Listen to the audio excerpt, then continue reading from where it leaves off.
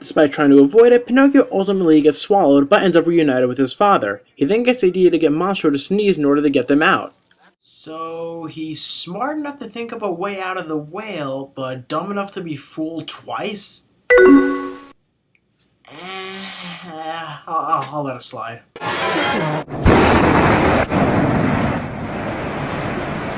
The plan works, but now Monstro's furious and chases after them.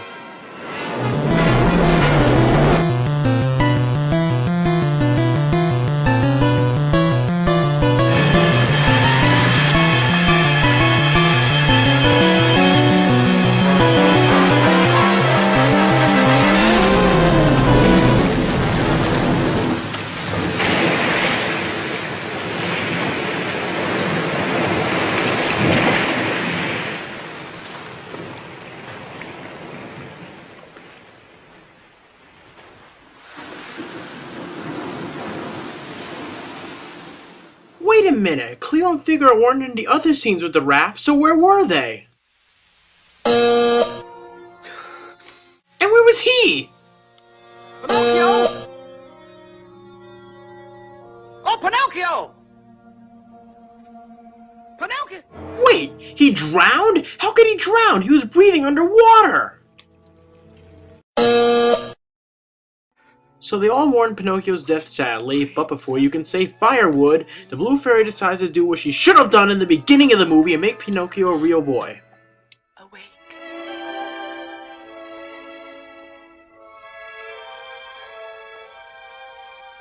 Father! What you crying for? Because you're dead, Pinocchio. No, I'm not. Yes, you are. Now lie down. But Father, I'm alive! You are dead, and that is final, young man. Now get into your coffin. So he realizes Pinocchio is alive and real, and they all celebrate, and Jiminy gets a badge, and they all live happily ever after. And that's Pinocchio.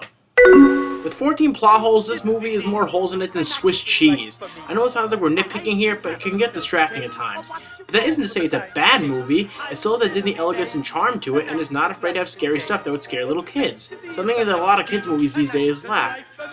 So overall, it's not exactly a bad movie, but it's not something you want to be showing your kids before bedtime. Although, now that I think of it, I think I've discovered who the real villain is in all of this. The Blue Fairy! Because think about it, if she had granted their wish in the first place, none of this would have happened. She just lies back and lets all these horrible things happen to these people.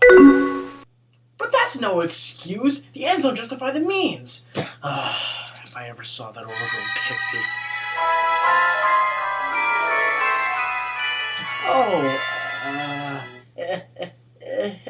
Hey, Miss Fairy, what are you doing with those red candles?